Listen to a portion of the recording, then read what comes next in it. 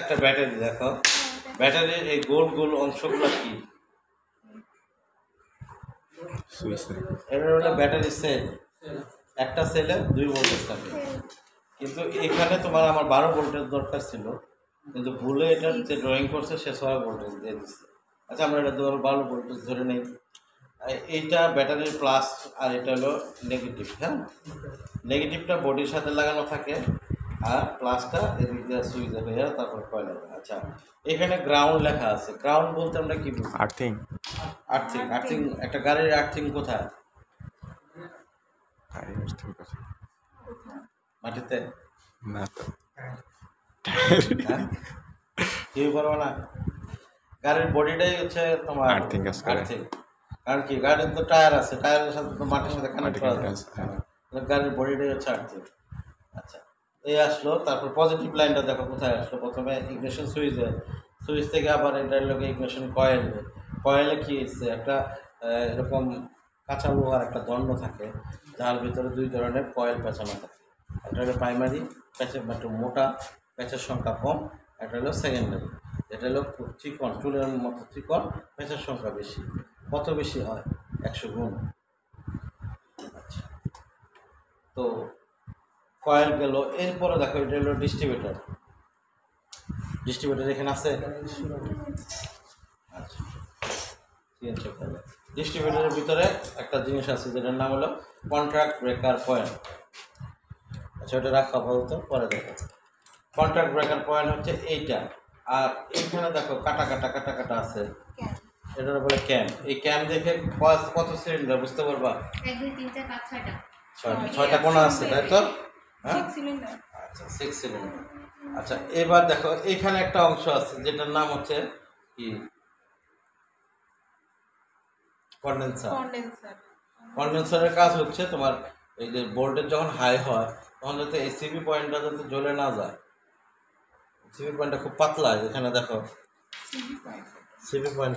এটা এখানে কোনটা সিবি পয়েন্ট? এই দেখো, এই যে স্টিলের একটা কালার দেখতেছো না, এইটাই হচ্ছে সিবি পয়েন্ট। তাহলে এইটাকে তোমার রক্ষা করে হচ্ছে এই দেখো, এটা হলো কন্ডেন্সার। বাস্তবে তাবিজের মতো দেখতেছো না, এটা কন্ডেন্সার। আর এটা হলো ব্রেকরুম। আচ্ছা, এই দিক দিয়ে তোমার সিবি পয়েন্টের ঠিক সামনে দেখো একটা গ্রাউন্ড আছে দেখো। আবার এখানে দেখো একটা কমন, এইটা হলো কমন ওয়্যার যেটা ইগনিশন কয়েল থেকে গেছে। এটা হলো ডিস্ট্রিবিউটর ক্যাপ। ডিস্ট্রিবিউটর ক্যাপে আবার আরও 6টা হাই টেনশন ওয়্যার আছে। প্রত্যেকটা হাই টেনশন ওয়্যারের সামনে একটা করে কি আছে, স্পার্ক আছে, স্পার্ক প্লাগ আছে। এখন এটার ওয়ার্কিং প্রিন্সিপালটা হচ্ছে এরকম। ইগনিশন সুইচটা যখন অন করি তখন ব্যাটারি থেকে আবার 12 ভোল্টেজ যাবে হচ্ছে প্রাইমারি সার্কিটে। প্রাইমারি সার্কিট হয়ে ইগনিশন কয়েল থেকে যাবে হচ্ছে সিবি পয়েন্টে। সিবি পয়েন্ট যদি লাগানো অবস্থায় থাকে, ভোল্টেজ আমার কোথায় যাবে? গ্রাউন্ডে চলে যাবে। একটা সার্কিট ফিল আপ হয়ে যাবে। এর ফলে কি হবে, এখানে একটা আবেশ তৈরি হবে ইগনিশন কয়েলে। এখন পরবর্তী ধাপ হলো, ক্যামের ধাক্কায় যখন সিবি পয়েন্ট ফাঁকা হয়ে যাবে তখন ভোল্টেজ আমার গ্রাউন্ডে যেতে পারবে না। এর যেতে পারবে না বিধায় এখানে একটা ম্যাগনেটিক ফিল্ড তৈরি হবে, যার কারণে প্রাইমারি সার্কিট থেকে সেকেন্ডারি সার্কিটে চলে যাবে। সেকেন্ডারি সার্কিটে যেহেতু প্যাচের সংখ্যা বেশি, তাই লো ভোল্টেজ থেকে হাই ভোল্টেজ হয়ে যাবে। সেটা হচ্ছে কত, 20,000 থেকে 22,000 ভোল্টেজ। 20,000 থেকে 22,000 ভোল্টেজ যখন হবে তখন এই কমন ওয়্যার দিয়ে যাবে হচ্ছে ডিস্ট্রিবিউটর ক্যাপে। ডিস্ট্রিবিউটর ক্যাপের ভেতরে একটা রোটর আছে। রোটর জন্য হচ্ছে তোমরা, এই লালটা হচ্ছে রোটর। প্রথমে কি, রোটরের এদিক থেকে ভোল্টেজটা আসলো, এখানে টাচ করলো, এখানে টাচ করলে এখানে ভোল্টেজ থাকতেছে। এইটা কি করতেছে, ক্লকওয়াইজ ঘুরতেছে। এটা ক্লকওয়াইজ ঘুরবে। ক্যাপটা যে আছে দেখো, এই ডিস্ট্রিবিউটর ক্যাপে দেখো এরকম 4 কোণা 4টা মেটাল আছে, তাই না?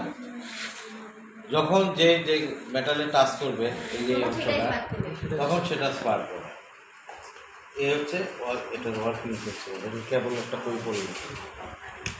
আচ্ছা, পড়ি, সমস্যা নেই। এখন এখান থেকে তোমাকে কোশ্চেন করবে যেটা, সেটা হলো দেখো এখানে 3 নাম্বার স্পার্ক প্লাগে তোমার স্পার্ক পড়ছে। ওয়ার্কিং প্রিন্সিপালটা বুঝছো তো? ভিডিওটা আরো একটু ক্লিয়ার করে দেখো। তাহলে এই যে 3 নাম্বার একটা স্পার্ক ঘটছে, এর পরবর্তী স্পার্কটা কোথায় ঘটবে দেখো।